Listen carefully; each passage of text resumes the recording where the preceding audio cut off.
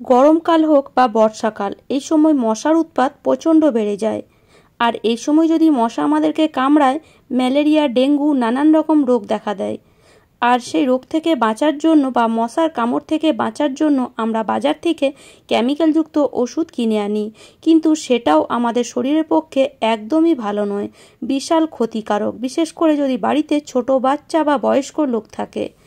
তো আজ আমি একদম ঘরোয়া পদ্ধতিতে আর খুব সহজেই মশা তাড়ানোর একটা টিপস নিয়ে এসেছি, যেটা তোমরা যদি ইউজ করো 100% গ্যারান্টি দিয়ে বলতে পারি তোমাদের বাড়িতে একটাও মশা থাকবে না। তো এর জন্য দেখো নিয়ে নিয়েছি এখানে নিম পাতা। আর এই নিম পাতা তো সব জায়গায় মোটামুটি অ্যাভেলেবেল থাকেই। তো নিম পাতা কিছু গাছ থেকে পেড়ে আনবে, একদম টাটকা নিম পাতা। আর সেই নিম পাতাগুলোকে এইভাবে একটা জায়গার মধ্যে বা একটা প্লেটের মধ্যে ছাড়িয়ে নিতে হবে। শুধু পাতাই দরকার, এখানে ডান্ডি ব্যবহার করা যাবে না। তো দেখো এই যে কচি পাতাগুলো, এইগুলো নেব না, একটু শক্ত শক্ত যে নিম পাতাগুলো থাকে সেগুলো এখানে নিয়ে নেব। আর বন্ধুরা, আমার টিপস যদি তোমাদের এতটুকুও ভালো লাগে বা যদি কাজে আসে, তাহলে অবশ্যই একটি লাইক করে দিও। আর আমার চ্যানেলে নতুন বন্ধু হয়ে থাকলে চ্যানেলটিকে সাবস্ক্রাইব করে নিও এরকম নিত্য নতুন টিপস পাওয়ার জন্য। তো এইভাবে আমি কিছু নিম পাতা ছাড়িয়ে নেব। আর এটাকে তোমরা বানিয়ে রেখে দিতে পারো, পুরো গরম বর্ষায় এটাকে ইউজ করলে দেখবে বাড়িতে একটাও মশা আর থাকছে না। তো দেখো এখানে আমি কিছুটা নিম পাতা ছাড়িয়ে নিয়েছি, আর এটা মোটামুটি 1 সপ্তাহ তো চলেই যাবে। তো চলো এবার এটাকে কিভাবে ইউজ করব। তো প্রথমে এটাকে আমি দিয়ে দেব একটা গরম তাওয়ার উপরে। তাওয়াটা একটু গরম হয়ে গেছে, একদম গ্যাসের ফ্লেমটা এখন লোতে রেখে এই নিম পাতাগুলো কিছুক্ষণ গরম করে নেব। একদম কালার চেঞ্জ করলে হবে না, একটু হালকা কালার চেঞ্জ হয়ে যাবে আর নিম পাতাগুলো একটু শক্ত হয়ে যাবে, এর মধ্যে কোনো জলভাব থাকবে না, সেই হিসাবে আমাদেরকে গরম করে নিতে হবে। এবার আমি গ্যাসটা অফ করে দিয়েছি আর নিম পাতাটা ঠান্ডা করে এবার এটাকে আবার ওই প্লেটের মধ্যে বের করে নেব। দেখতে পাচ্ছ খুব একটা কালার কিন্তু এখানে চেঞ্জ হয়নি, একটু কালার চেঞ্জ হয়েছে, তবে খুব একটা চেঞ্জ হয়নি। তো এইরকমই কিন্তু এটাকে ভেজে নিতে হবে বা তোমার শুকিয়ে নিতে হবে আর কি, এক কথায় নিম পাতাটাকে। তোমরা চাইলে এটাকে রোদেও এভাবে শুকিয়ে নিতে পারো। তো দেখো নিম পাতাগুলোকে হাত দিয়ে এভাবে নিয়ে মুঠো করলে ঝট করে কিন্তু গুঁড়ো হয়ে যাবে। তো এইভাবে কিন্তু নিম পাতাগুলোকে ভেজে নিতে হবে, বা যদি সময় থাকে এটাকে রোদে শুকিয়ে নিতে পারো। রোদে শুকোলেও কিন্তু এরকম একদম মচমচে শুকনো হয়ে যায়। খুব কড়া রোদে দিয়ে দেবে, 1 থেকে 2 দিনের মধ্যেই কিন্তু এটা শুকনো হয়ে যাবে, যদি এইভাবে তাওয়ার মধ্যে গরম করতে না চাও। এবার নিম পাতাগুলোকে একদম হাত দিয়ে পুরো এইভাবে গুঁড়ো করে নেব প্রথমে। তো দেখতে পাচ্ছ কিছু নিম পাতা এখানে রয়ে গেছে, একটু ভালো মতন ভাজা হয়নি যেগুলো, সেগুলো আর গুঁড়ো হবে না। তো সেই নিম পাতাগুলোকে আমরা কি করব, একটা আলাদা জায়গায় বা এখান থেকে বেছে নিয়ে আলাদা রেখে দেব। তোমরা চাইলে আবার এই নিম পাতাগুলোকেও ভেজে নিতে পারো, মানে ওই শুকনো তাওয়ার মধ্যে দিয়ে আবার এটাকে গরম করে নিতে পারো। তো দেখো এইভাবে সব নিম পাতাগুলোকে বের করে নেব। সব নিম পাতা এখানে বের করে নিয়েছি, যেগুলো আর কি গুঁড়ো হচ্ছে না, বাকি দেখো এগুলো খুব ভালো মতন ভাজা হয়েছে, খুব ভালো মতন গুঁড়ো হয়ে যাচ্ছে। এবার এর মধ্যে কিছু জিনিস মেশাবো। তো প্রথমে এখানে দিয়ে দিচ্ছি কিছুটা পরিমাণ পেঁয়াজের খোসা। এই পেঁয়াজের খোসা তো আমাদের বাড়িতে থাকেই, সেই পেঁয়াজের খোসা এখানে দিয়ে দিলাম। তার সাথে দিয়ে দিলাম 4-5টা তেজপাতা। আর তেজপাতাটাকে এইভাবে একটু ছিঁড়ে এর মধ্যে দিয়ে দেব। আর তার সাথে সাথে এখানে দিয়ে দিচ্ছি কিছুটা পরিমাণ লং। তো মোটামুটি 12 থেকে 15টা লং এখানে ব্যবহার করতে হবে। এবার এখানে দিয়ে দেব 2টো কর্পূর।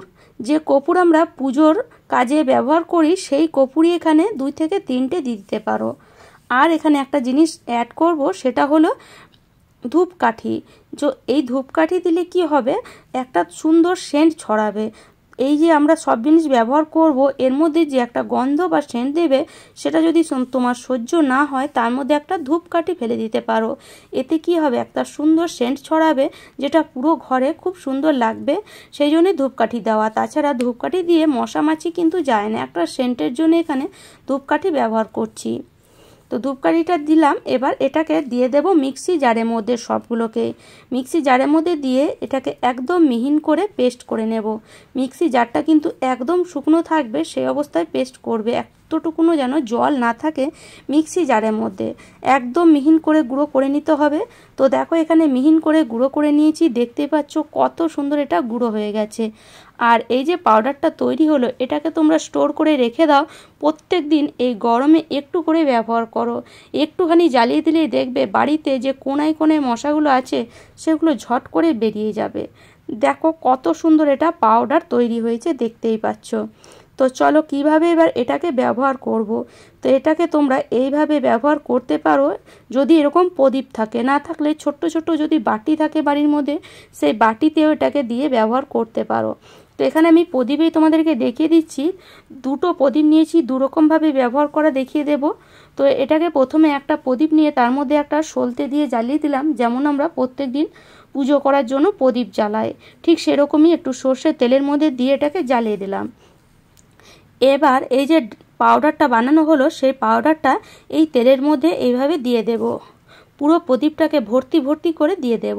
আর এটা 3 থেকে 4 দিন খুব সহজে কিন্তু চলে যাবে, কেননা এটা যতক্ষণ মানে জ্বালাবে আধ ঘন্টা, তারপরে দেখবে আর মশা নাই, এটাকে বন্ধ করে দেবে, আবার পরের দিন আবার জ্বালাতে পারবে।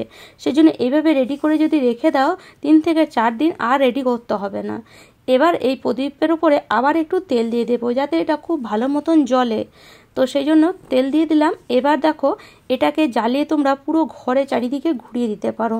পুরো ঘরে যদি এটাকে কিছুক্ষণ ঘোরানো হয় 2 থেকে 3 মিনিট চারিদিকে, তাহলে দেখবে এর যে একটা গন্ধ বেরিয়ে আসবে, যেখানে আমরা নিম পাতা, পেঁয়াজের খোসা, লং, তেজপাতা ব্যবহার করেছি, তার জন্য যে একটা গন্ধ বেরিয়ে আসবে, সেই গন্ধে কিন্তু মশা বাড়িতে আর থাকবে না। কেননা এই সব গন্ধ মশার কিন্তু একদমই সহ্য হয় না। আর সব জিনিসগুলো মিশিয়ে একটা পাওয়ারফুল জিনিস কিন্তু তৈরি হয়ে গেছে। তো এটাকে তৈরি করলাম। এবার আরেকটা পদ্ধতি দেখিয়ে দিচ্ছি, যদি তোমরা এইভাবে প্রদীপ না জ্বালাতে চাও।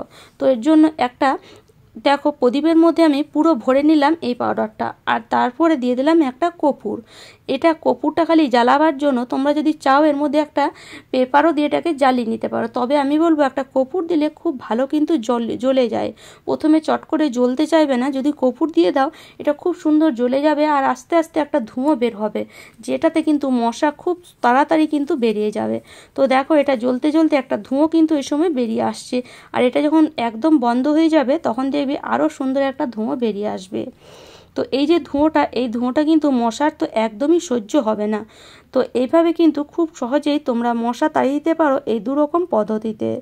তো প্রত্যেক দিন যদি সন্ধেবেলায় এটাকে জ্বালিয়ে এইভাবে পুরো ঘরের মধ্যে ঘোরানো হয়, দেখবে বাড়িতে একটাও মশা আর বাইরে থেকে আসছে না। আর বাড়ির মধ্যে যে মশাগুলো আছে সেগুলো কিন্তু ঝটঝট করে বাইরে বেরিয়ে যাবে। আর মোটামুটি এটাকে 1 সপ্তাহ ব্যবহার করে দেখো, আর মশা কিন্তু বাড়িতে দেখতেই পাবে না, আর জ্বালাবার কোনো প্রয়োজনই পড়বে না। তো আশা করি বন্ধুরা আজকের টিপসটি তোমাদের কাজে আসবে। আর আমার টিপস যদি তোমাদের এতটুকুও ভালো লাগে, তাহলে অবশ্যই লাইক করো, শেয়ার করো, আর আমাকে কমেন্ট করে অবশ্যই জানিও। যারা আমার চ্যানেলে নতুন বন্ধু হয়েছো তারা প্লিজ চ্যানেলটিকে সাবস্ক্রাইব করে নিও। আর বাকি যে পাউডারটা বাঁচলো সেটাকে একটা কৌটোর মধ্যে স্টোর করে রেখে দেবে জ্বালাবার জন্য। তাহলে চলো আজ এই পর্যন্ত।